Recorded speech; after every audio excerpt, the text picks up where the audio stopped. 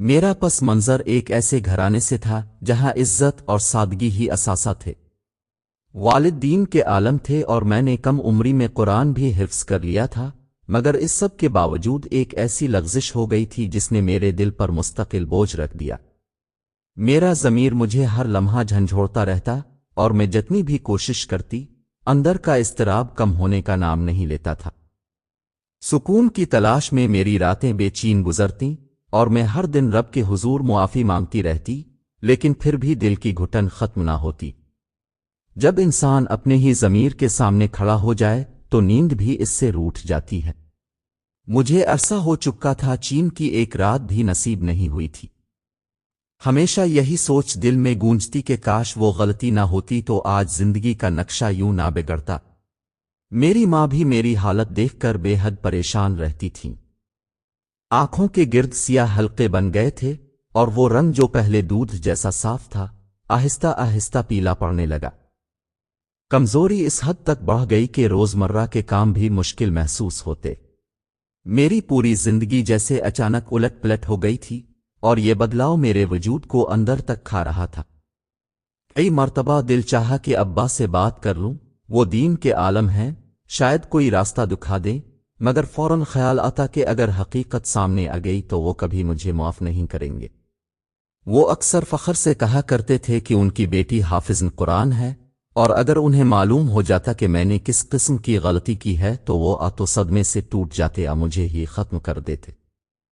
ان کے نزدیک عزت اور ساکھ سب سے بڑھ کر تھیں اور میں ان کے لیے کوئی خاص اہمیت نہیں رکھتی تھی۔ شاید اسی محرومی نے مجھے وہ قدم اٹھانے پر مجبور کیا تھا۔ اگر مجھے ان کی جانب سے محبت، مان اور حوصلہ ملا ہوتا تو میں کبھی بھی اس گناہ میں نہ پڑتی۔ اگرچہ میرے والد میری شخصیت میں کوئی خاص دلچسپی نہیں رکھتے تھے، لیکن میرا حافظ قرآن ہونا ان کے لیے ایسا اعزاز تھا جسے وہ ہر محفل میں فخر سے بیان کرتے تھے۔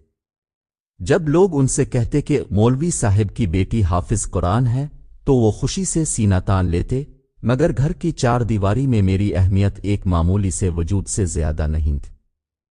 انہی رویوں نے میرے دل میں وہ خلا پیدا کیا جس نے مجھے ایک دن گھر سے قدم باہر رکھنے پر مجبور کر دیا۔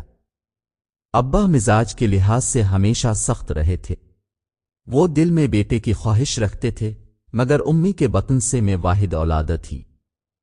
چونکہ یہ شادی ان کی پسند کی تھی، اس لیے انہوں نے کبھی دوسری شادی کا ارادہ نہیں کیا، ورنہ خاندان والوں نے کئی بار انہیں اس طرف مائل کرنے کی کوشش کی تھی۔ امی کی محبت ان کی دوسری خواہشات پر حاوی رہی، لیکن کبھی کبھار وہ مجھے تانے دے دیتے کہ تمیری پیدا ہوتے ہی میری نسل آگے بڑھنے کا دروازہ بند ہو گیا۔ ان باتوں نے مدتوں میرے دل کو زخمی رکھا، مگر بیٹی ہونے کے ناطے میں ان کے سامنے کبھی کچھ کہہ نہ سکی۔ آج بھی میں درسگاہ میں بیٹھی اپنی استانی کی گفتگو سن رہی تھی۔ وہ مسلسل سمجھا رہی تھیں کہ اگر انسان سے کوئی غلط قدم اٹھ جائے تو چاہے وہ اسے کتنے ہی پردوں میں چھپا لے، جب اللہ کی پکڑ ہوتی ہے تو سب کچھ ایک لمحے میں ظاہر ہو جاتا ہے۔ اگر رب خود اپنے بندے کی خطا کو ڈھانپ لے تو دنیا کچھ بھی نہیں بگاڑ سکتی، لیکن جب وہ پردہ اٹھا دے تو 7 پردوں میں چھپا انسان بھی بے نقاب ہو جاتا ہے۔ ان کی باتیں میرے دل پر پہاڑ بن کر گر رہی تھیں۔ میں اسی لمحے سے خوف میں ڈوب گئی تھی۔ پچھلے کچھ دنوں سے یہی کیفیت تھی، ایک مستقل پچھتاوا، ایک نہ ختم ہونے والا ڈر۔ میں خود سے بار بار سوال کرتی کہ اگر اللہ نے کہیں میرا وہ گناہ میرے سامنے لا کھڑا کیا تو میں کہاں جاؤں گی؟ یہ سب میری اپنی کمزوری، میرے اپنے نفس کا دھوکہ تھا۔ ہر لمحہ یہی خیال آتا کہ کاش میں اس دن خود پر قابو رکھ لیتی تو آج اس اذیت ناک زندگی کا سامنا نہ کرنا پڑتا۔ آپ کے بھیجے گئے متن میں لائنوں کے درمیان اضافی فاصلے ہٹا دیے ہیں تاکہ سب کچھ ایک ساتھ روانی سے پڑھا جا سکے۔ کوئی اور تبدیلی نہیں کی گئی۔ میں درسگاہ سے گھر لوٹی تو چہرہ بتا رہا تھا کہ میرے اندر کیا طوفان چل رہا ہے۔ استانی کی کہی ہوئی ہر بات میرے دل میں کیل کی طرح گڑتی جا رہی تھی اور میرا وجود مزید بکھر رہا تھا۔ استانی کی باتیں یوں محسوس ہو رہی تھیں جیسے وہ سیدھی میرے دل پر وار کر رہی ہوں۔ میں دیر تک اپنی ماں کو گھورتی رہی، دل میں خواہش جاگ رہی تھی کہ بس ان کے پاس بیٹھ کر سب اگا دوں اور شاید وہ کوئی راستہ دکھا دیں، شاید کوئی ایسا حل بتا دیں جس سے میرے اندر جلتی آگ بجھ جائے۔ مگر ہمت جیسے مجھ سے روٹھ چکی تھی۔ وہ رات میرے لیے نہایت کٹھن تھی۔ ذہن میں بار بار یہی سوال گھومتا رہا کہ اگر یہ غلطی کسی اور پر ظاہر ہو گئی تو پھر میرا کیا بنے گا؟ ابھی تک تو یہ راز صرف اللہ اور میرے درمیان تھا، لیکن اگر کسی انسان تک پہنچ گیا تو میں دنیا کا سامنا کیسے کروں گی؟ انہی سوچوں نے مجھے پوری رات جاگنے پر مجبور کیے رکھا۔ صبح ہوئی تو میری ماں میرے کمرے میں آئیں، میرا ہاتھ تھاما اور لاؤنج میں لا کر بٹھا دیا۔ میری طرف غور سے دیکھتے ہوئے بولے، ماریا، آج تو مجھے صاف صاف بتا دو کہ تمہارے دل میں کیا چھپا ہوا ہے۔ تمہاری حالت مجھے کئی دنوں سے پریشان کر رہی ہے۔ میں تمہاری ماں ہوں، تمہیں دیکھ کر سمجھ سکتی ہوں کہ تم کسی تکلیف میں ہو۔ کئی بار میں نے محسوس کیا کہ تم کچھ کہنا چاہتی ہو لیکن کسی خوف نے تمہارے لب سنل دیے۔ آج مجھے اپنی ماں نہیں، ایک دوست سمجھ کر سب سچ بتا دو۔ میں اسے دیکھتی ہی رہ گئی۔ دل میں عجیب الجھنیں دوڑ رہی تھیں، کیا میں یہ راز کھول دوں؟ کہیں وہ مجھ سے نفرت تو نہیں کرنے لگیں گی؟ مگر دل کا بوجھ اتنا بڑھ چکا تھا کہ اگر میں کچھ نہ کہتی تو شاید اندر ہی اندر ٹوٹ جاتی۔ میں نے اپنے رب کا نام لیا اور الف سے چھوٹیے تک وہ سب بیان کرنا شروع کر دیا جو میں نے کیا تھا۔ ماں مجھے حیرانی اور دکھ بھری نظروں سے دیکھ رہی تھیں۔ میں نے میٹرک تک پڑھا تھا، اس کے بعد ابا نے مجھے آگے پڑھنے نہیں دیا۔ انہوں نے مجھے مدرسے میں داخل کروا دیا تاکہ میں قرآن حفظ کر سکوں، اور میں خوشی خوشی وہاں چلی گئی کیونکہ دنیاوی تعلیم سے مجھے ویسے بھی زیادہ دلچسپی نہیں تھی۔ میں کبھی بد اخلاق یا بے روی کا شکار لڑکی نہیں رہی۔ میرا بچپن ہمیشہ نیک ماحول میں گزرا۔ میری ماں بھی دیندار اور سادہ مزاج خاتون تھیں اور میں ہمیشہ انہی کے سائے میں پلی بڑھی۔ میری سہیلیاں بھی نہ ہونے کے برابر تھیں، صرف ایک لڑکی تھی جو ہماری ہمسائی تھی اور اسی سے کبھی کبھار بات ہوتی تھی۔ صبا ایک نہایت نرم دل اور شریف مزاج لڑکی تھی۔ ہم دونوں کا ایک دوسرے سے لگاؤ بھی بہت جلد بن گیا تھا۔ چونکہ وہ بھی دیندار اور سنجیدہ طبیعت کی تھی، اسی وجہ سے ابا نے بھی اسے دیکھ کر مجھے اس سے دوستی رکھنے کی اجازت دے دی تھی۔ شروع میں جب انہیں پتہ چلا کہ میں گھر سے باہر کسی لڑکی سے میل جول بڑھا رہی ہوں تو انہوں نے سختی سے ٹوک دیا تھا کہ میں باہر کی لڑکیوں سے کوئی تعلق نہ رکھوں۔ ابا اس معاملے میں خاصے سخت مزاج تھے۔ وہ کبھی میرے ساتھ بیٹھ کر بات چیت نہیں کرتے تھے، ہمیشہ ہی تیور چڑھائے رکھتے۔ انہی رویوں نے مجھے گھر میں تنہا اور بیزار کر دیا تھا، اس لیے میں نے صبا سے دوستی کر کے اپنے لیے کچھ سہارا ڈھونڈ لیا تھا۔ جب ابا نے صبا کو دیکھا تو وہ مطمئن ہو گئے کہ وہ ایک سلجھی ہوئی لڑکی ہے۔ آہستہ آہستہ ہم دونوں کی دوستی گہری ہوتی چلی گئی۔ ہم نے ایک ساتھ مدرسے میں داخلہ لیا اور ہر روز اکٹھے وہاں جایا کرتے تھے۔ امی بھی بے حد خوش تھیں کہ انہیں اب مجھے چھوڑنے کے لیے باہر نہیں نکلنا پڑتا تھا۔ میں صبا کے ساتھ آرام سے مدرسہ چلی جاتی تھی۔ انہی دنوں مدرسے میں کچھ نئی لڑکیاں بھی داخل ہوئیں جن کے رویے کافی آزاد خیال تھے۔ ہماری استانی نے سب کو سختی سے تاکید کی کہ ان کے ساتھ زیادہ گھلنا ملنا نہ کرے، لیکن میری تو ہمیشہ سے عادت تھی کہ نئی آنے والی لڑکیوں کو خوش آمدید کہتی اور کوشش کرتی کہ انہیں تنہا محسوس نہ ہو۔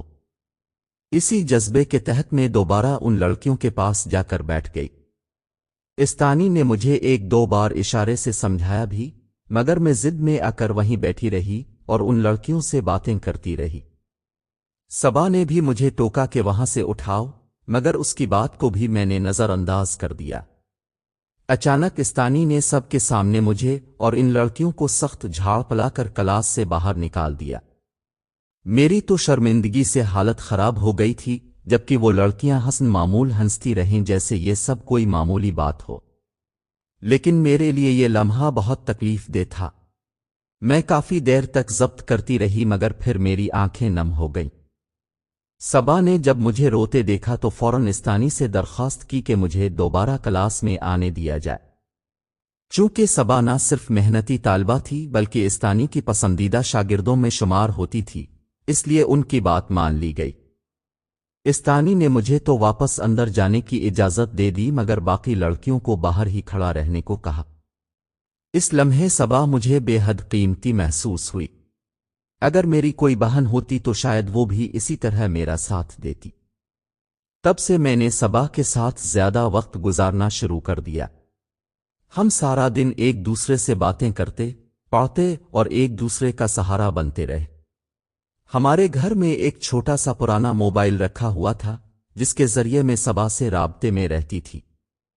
رات کو ہم اکثر دیر تک ایک دوسرے سے باتیں کرتے رہتے۔ چونکہ ابا جانتے تھے کہ میں صبا کے علاوہ کسی سے بات نہیں کرتی، اس لیے انہوں نے اس معاملے میں کبھی روک ٹوک نہیں کی۔ امی بھی اس بات سے مطمئن تھیں، اس لیے انہوں نے بھی اجازت دے رکھی تھی کہ میں اس فون سے صبا سے رابطہ رکھ سکتی ہوں۔ ایک دفعہ میں صبا کے گھر چلی گئی تھی، مگر یہ بات ابا کو سخت ناگوار گزری۔ انہوں نے صاف الفاظ میں کہہ دیا کہ اگر دوستی رکھنی ہے تو وہ لڑکی ہمارے گھر آ جائے یا پھر مدرسے تک ہی میل جول محدود رہے۔ انہوں نے مجھے سختی سے سمجھایا کہ بیٹی، اس کے گھر نامحرم لوگ ہوں گے اور میں نہیں چاہتا کہ کوئی غیر مرد میری بیٹی کا چہرہ دیکھے۔ ان کی بات درست بھی لگی، اس لیے میں نے دوبارہ صبا کے گھر قدم نہیں رکھا۔ ایک روز میں حسن معمول صبا کا نمبر ملا رہی تھی کہ غلطی سے آخری ہندسہ غلط دب گیا اور فون کسی اور کے پاس جا لگا۔ جیسے ہی کال لگی، میں نے سمجھا صبا نے فون اٹھا لیا ہے اور میں حسن عادت باتیں کرنے لگی۔ ابھی چند جملے ہی بولی تھی کہ موبائل کے سپیکر سے ایک گہری، باوقار آواز سنائی دی، محترمہ، اب کس سے بات کرنا چاہ رہی ہیں؟ وہ آواز اتنی مہذب تھی کہ میں چونک کر رہ گیا۔ نمبر دیکھا تو میرا دل دھڑکنے لگا۔ میں نے جلدی سے غلط نمبر کہہ کر فون بند کر دیا، مگر میری سانسیں تیز ہو گئیں۔ پتہ نہیں وہ آواز کیوں دل میں ٹھہر سی گئی تھی۔ ایسا احساس میں نے پہلے کبھی محسوس نہیں کیا تھا، اس لیے سمجھ نہیں آ رہا تھا کہ یہ کیا ہو رہا ہے۔ میں نے موبائل ایک طرف رکھ دیا اور جا کر برتن دھونے لگی، مگر اس آواز کی بازگشت میرے ذہن میں چپک گئی تھی۔ صبا سے تو میں ہر چھوٹی بڑی بات شیئر کرتی تھی، لیکن نہ جانے کیوں یہ بات بتانے کی ہمت نہیں ہوئی۔ صبا نے بعد میں پوچھا بھی کہ میں اتنی خاموش کیوں ہوں، مگر میں نے بات ٹال دی کہ آج ابا نے ڈانٹ دیا ہے، اسی لیے دل ٹھیک نہیں۔ صبا میرے مزاج کو جانتی تھی، وہ جانتی تھی کہ ابا کے ڈانٹنے پر میں گم سم ہو جاتی ہوں۔ رات ہوتے ہی دل میں عجیب سی بے چینی ہونے لگی۔ اس آواز نے جیسے میرے اندر کوئی ہلچل پیدا کر دی تھی۔ میں نے فون اٹھایا، کانٹیکٹ میں وہ نامعلوم نمبر نکالا اور دھڑکتے دل کے ساتھ دوبارہ ڈائل کر دیا۔ رنگ گئی اور اگلے ہی لمحے وہی سنجیدہ آواز دوبارہ سنائی دی، محترمہ، اب کم از کم اپنا نام تو بتا دیں۔ آپ تو بس اپنی ہی کہے جا رہی ہیں۔ فون بند کرتے ہی میرا دل تیزی سے دھڑکنے لگا۔ مجھے یوں لگا جیسے اماں اور ابا میرے سامنے کھڑے ہوں اور سب کچھ جان چکے ہوں۔ عجیب سی گھبراہٹ نے مجھے جکڑ لیا تھا۔ کچھ سمجھ نہیں آ رہا تھا کہ میرے اندر ہو کیا رہا ہے، یہ آواز میرے دل پر ایسا اثر کیوں کر رہی ہے۔ کچھ لمحے خود کو سنبھالنے کے بعد میں نے ایک اور گہری سانس لی اور دوبارہ وہی نمبر ملا دیا۔ فون اٹھتے ہی وہ شخص خاموش رہا، جیسے میرے بولنے کا انتظار کر رہا ہو۔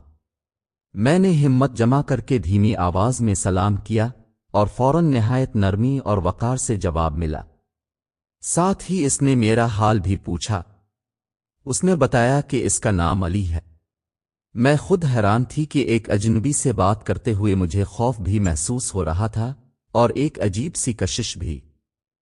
اس کی آواز میں ایسی نرمی تھی کہ میں چاہ کر بھی فون بند نہیں کر پا رہی تھی۔ وہ آہستہ آہستہ سوال کرتا جاتا اور میں بہت دھیرے سے جواب دیتی جاتی۔ اندر والے کمرے میں اماں ابا یہی سمجھ رہے تھے کہ میں صبا سے بات کر رہی ہوں، لیکن حقیقت میں کسی ایسے شخص سے بات کر رہی تھی جسے میں جانتی بھی نہیں تھی، اور اسی سوچ سے میرے ہاتھ پاؤں کانپ رہے تھے۔ اس رات ہم تقریباً 1 گھنٹہ بات کرتے رہے۔ میں نہیں جانتی تھی وہ کون ہے، مگر اس کے لہجے کی گرمجوشی میرے دل تک اتر گئی تھی۔ اگلی صبح اس کے چند میسج آئے ہوئے تھے، سلام، دعا اور میرا حال پوچھنے کے لیے۔ اس کی فکر دیکھ کر میرے ہونٹوں پر بے اختیار مسکراہٹ آ گئی۔ شاید اس لیے کہ اس سے پہلے کبھی کسی نے اس طرح میرا خیال نہیں رکھا تھا، خاص طور پر لڑکوں میں سے تو بالکل بھی نہیں۔ میں نے بھی مسکرا کر اس کے سارے میسیجز کا جواب دے دیا۔ آہستہ آہستہ ہماری روز کی گفتگو معمول بن گئی۔ یہ بات میں نے صبا سے بھی چھپا رکھی تھی، اور اماں ابا کے سامنے تو میں اتنی محتاط تھی کہ انہیں ذرا سی ہوا بھی نہ لگی۔ پڑھائی سے میرا دل ہٹتا جا رہا تھا۔ ہر وقت میں علی کے بارے میں سوچتی رہتی، اس کی باتیں یاد کرتی، اس کی آواز کانوں میں گونجتی رہتی۔ اکثر اماں مجھے ڈانٹ دیتی کہ ہر وقت موبائل کے ساتھ لگے رہنا اچھی بات نہیں، ہر چیز کی ایک حد ہوتی ہے۔ اماں کی باتیں میں اکثر نظر انداز کر دیتی تھی۔ ایک روز میں حسن معمول علی سے بات کر رہی تھی کہ اچانک اس نے نہایت سنجیدگی سے کہا کہ وہ مجھے پسند کرنے لگا ہے اور مجھ سے شادی کرنا چاہتا ہے۔ یہ الفاظ میں نے کبھی اس سے توقع نہیں کیے تھے۔ ہم دونوں صرف اچھے دوست تھے، کبھی ہماری باتوں میں اس قسم کا موضوع نہیں آیا تھا، اور آج وہ اچانک ایسی بات کر دے تو میرا دل سنبھل ہی نہیں سکا۔ ایسا لگا جیسے زمین میرے قدموں تلے سے کھسک گئی ہو۔ دھڑکنیں اتنی تیز ہو گئی تھیں کہ مجھے یوں محسوس ہو رہا تھا شاید وہ فون کے اس پار بیٹھا سب کچھ سن لے گا۔ گھبراہٹ کے باعث میں نے ایک دم فون بند کر دیا۔ اس کے فوراً بعد 2-3 میسیجز آئے، پھر کالیں آنا شروع ہو گئیں، لیکن میں نے کوئی جواب نہیں دیا بلکہ موبائل ہی پاور آف کر دیا۔ وہ رات میرے لیے عجیب سی تھی اور خوف بھی تھا، لیکن کہیں نہ کہیں ایک چھپی ہوئی خوشی بھی کہ جس شخص کی طرف میں خود مائل تھی اس نے میرے دل کی بات خود کہہ دی تھی۔ اگلی صبح جب میں نے فون آن کیا تو اس کے مسلسل میسیجز آئے ہوئے تھے۔ کہیں وہ ناراض تھا تو کہیں شرمندہ۔ اس نے لکھا تھا کہ وہ میرا دل دکھانا نہیں چاہتا تھا، بس ہمت کر کے اپنی خواہش ظاہر کر دی ہے کہ وہ مجھے پسند کرتا ہے اور چاہتا ہے کہ ہم اس دوستی کو نکاح کے رشتے میں بدل دیں۔ اس کی باتیں غلط بھی نہیں تھیں، اور سچ تو یہ تھا کہ میں بھی یہی چاہتی تھی، مگر میں ایک مشرقی لڑکی تھی، اپنے منہ سے فوراً ہاں کہہ دینا میرے لیے ممکن ہی نہیں تھا۔ میں اس کے میسیجز پڑھ کر ہلکی سی مسکراہٹ لیے بیٹھی تھی کہ اچانک اس کی کال آ گئی۔ دل زور سے دھڑک رہا تھا، مگر میں نے کال اٹھا لی۔ وہ فون اٹھاتے ہی غصے میں بولا، اگر تم میرے ساتھ ایسا رویہ رکھو گی تو یاد رکھنا میرے موبائل میں بلاک کا آپشن موجود ہے۔ میں برداشت نہیں کر سکتا کہ تم مجھے یوں نظر انداز کرو۔ میں جانتی تھی کہ مرد کی انا کو اگر ذرا سا بھی ٹھیس لگے تو وہ آپے سے باہر ہو جاتا ہے، اس لیے میں نے فوراً اس سے معذرت کر لی۔ پھر دھیرے سے اسے بتایا کہ میں بھی اس رشتے کے لیے راضی ہوں، لیکن اماں ابا کے خوف نے میری جان نکال رکھی ہے۔ میں نے صاف کہا کہ اگر ابا کو ذرا سا بھی علم ہو گیا تو وہ مجھے جیتے جی مار ڈالیں گے۔ اس نے فوراً مجھے دلاسا دینا شروع کر دیا کہ ایسا کچھ نہیں ہوگا، وہ خود رشتہ لے کر آئے گا اور میرے ابا کو اسے ہاں کہنا ہی پڑے گی۔ اس کی باتوں میں ایسی یقین دہانی تھی کہ میرا دل مطمئن ہوتا گیا، اور میں نے آخرکار اس کے پروپوزل کو قبول کر لیا۔ اس کے بعد ہماری بات روزانہ ہونے لگیں، اور پھر آہستہ آہستہ ہم دونوں باتوں میں ایسی جگہ پہنچ گئے جہاں قدم رکھنا نہیں چاہیے تھا۔ ایک دن علی نے نہایت سنجیدگی سے کہا کہ وہ مجھ سے ملنا چاہتا ہے۔ اس کا کہنا تھا کہ اتنے دنوں سے ہماری بات چیت صرف فون تک محدود ہے اور اب وہ مجھے روبرو دیکھنا چاہتا ہے۔ اس کے یہ الفاظ سنتے ہی میرے ہاتھ پاؤں ایک بار پھر کانپنے لگے، مگر میں محبت کے اس مقام تک پہنچ چکی تھی کہ انکار کرنا ممکن ہی نہیں رہا تھا۔ میں نے آہستگی سے کہا کہ میں صرف مدرسے کے وقت مل سکتی ہوں، کیونکہ اس کے علاوہ مجھے گھر سے باہر جانے کی اجازت نہیں۔ اس نے فوراً ہاں کر دی۔ اب مسئلہ یہ تھا کہ میں اکیلی کیسے جاتی؟ اچانک صبا کا خیال آ گیا۔ میں نے اسے اپنے اور علی کے رشتے کے بارے میں سب کچھ بتا دیا، لیکن اس کا رد عمل میری توقع کے بالکل برعکس تھا۔ وہ شدید ناراض ہو گئی اور بولی، تم حافظہ ہو، تمہارے ابا دین کے عالم ہیں، تم رات کے اندھیرے میں ایک نامحرم سے کیسے بات کر سکتی ہو؟ یہ سب غلط ہے۔ تم جانتی ہو ایک لڑکی کا کسی غیر مرد سے خفیہ گفتگو کرنا کس قدر خطرناک نشہ ہے، اور اب تم ملنے تک کی بات کر رہی ہو۔ میں اس میں کبھی تمہارا ساتھ نہیں دوں گی۔ اس کی باتوں نے میرا دل دہلا دیا، مگر میں تو پہلے ہی اس محبت میں ڈوب چکی تھی۔ میں نے اسے منت سماجت کے ساتھ منایا، صبا پلیز ایسا نہ کرو، میں اس سے بہت محبت کرتی ہوں اور میں اس سے نکاح کرنا چاہتی ہوں۔ بس آج صرف ملاقات کر کے واپس آ جائیں گے۔ بہت سمجھانے کے بعد آخرکار وہ مان گئی۔ اگلے روز ہم دونوں مدرسے کے بہانے ریسٹورنٹ پہنچے۔ میرا دل زور زور سے دھڑک رہا تھا اور صبا بھی سخت گھبراہٹ میں تھی۔ کچھ دیر میں ہم علی سے ملے اور ایک ٹیبل پر بیٹھ گئے۔ ابھی چند ہی لمحے گزرے تھے کہ یکدم سامنے سے ابا تیز قدموں سے آتے دکھائی دیے۔ آتے ہی انہوں نے میز پر ایسی زوردار تھپکی ماری کہ میں اور صبا دونوں بے اختیار چیخ اٹھیں۔ مجھے اندازہ نہیں تھا کہ ابا وہاں تک کیسے پہنچے، مگر وہ لمحہ میری زندگی کے سب سے بھیانک پلوں میں سے ایک تھا۔ ہمیں اس بات کا اندازہ تک نہیں تھا کہ ابا وہاں تک کیسے پہنچ گئے تھے۔ جیسے ہی انہوں نے مجھے پکڑا، میں نے فوری طور پر صبا پر سارا الزام ڈال دیا۔ ابا، میں اس لڑکے کو نہیں جانتی، یہ سب صبا کا بوائے فرینڈ ہے۔ ابا نے صبا کو سخت ڈانٹنا شروع کر دیا، جبکہ صبا خاموشی سے صرف آنکھوں میں آنسو لیے مجھے دیکھ رہی تھی۔ اس نے ایک لفظ بھی نہیں بولا۔ ابا مجھے زبردستی لے کر گھر آئے اور گھر میں بھی انہوں نے مجھ پر سختی کی اور ہاتھ اٹھانے کی کوشش کی۔ صبا کے گھر بھی انہوں نے کافی شور مچایا، اور جب اس کے والد کو معلوم ہوا کہ صبا ایک غلط لڑکی کے ساتھ باہر گئی ہے تو اسے سخت سزا دی گئی۔ صبا کی بہت بدنامی ہوئی اور کسی نے اس کی بات پر یقین نہیں کیا۔ آخرکار اسے 2 ماہ کے اندر شادی کے بندھن میں باندھ دیا گیا۔ میں ہر روز اپنے ضمیر کے کٹہرے میں کھڑی رہتی، خود کو قصوروار سمجھتی کہ میری وجہ سے ایک اچھی لڑکی کی زندگی متاثر ہوئی ہو، اور اس کے والدین اس سے ناراض ہوئے۔ آخرکار میں نے اپنی ماں کو ساری کہانی سنا دی۔ ماں نے ایک زوردار تھپڑ دیا اور کہا، تم فوراً صبا کے والدین کے پاس جاؤ اور سچ سب بتاؤ کہ ان کی بیٹی غلط نہیں ہے۔ میں ششدر رہ گئی، اندر ہی اندر خوفزدہ تھی کہ کیا میں واقعی یہ کر پاؤں گی، لیکن ماں کی ہدایت کے آگے مجھے اپنی ہمت جمع کرنی پڑی۔ میں صبا کے والدین کے گھر گئی اور ہر بات کھل کر سچ بتا دی۔ صبا سے بھی ملاقات کی اور معافی مانگی۔ صبا نے بتایا کہ اس کے دل میں مجھ پر بہت غصہ تھا، لیکن جب اس کے شوہر نے اس کی بات پر یقین کیا اور اسے تحفظ دیا، تب اس نے مجھے معاف کر دیا۔ میرا دل سکون سے بھر گیا، یہ جان کر کہ میری وجہ سے صبا کو ایسا شرکن حیات ملا جس نے ہر حال میں اس کا ساتھ نہیں چھوڑا۔ یہی ثابت کرتا ہے کہ جو لوگ حق پر ہوتے ہیں، اللہ تعالیٰ ان کا کبھی بھرم نہیں توڑتا۔ آخرکار میں نے علی کے ساتھ اپنے تمام تعلقات ختم کر دیے۔ یہ فیصلہ کرنے کے بعد مجھے ایک عجیب سا سکون محسوس ہوا۔ ایسا لگا جیسے میرے دل پر سے تمام بوجھ اٹھ گیا ہو اور ہر پریشانی میرے گرد سے دور ہو گئی ہو۔ صبا واقعی ایک بہترین اور پرخلوص دوست تھی۔ اس نے فوراً مجھے معاف کر دیا اور اسی کے ساتھ میری زندگی میں خوشیوں کی واپسی ہوئی۔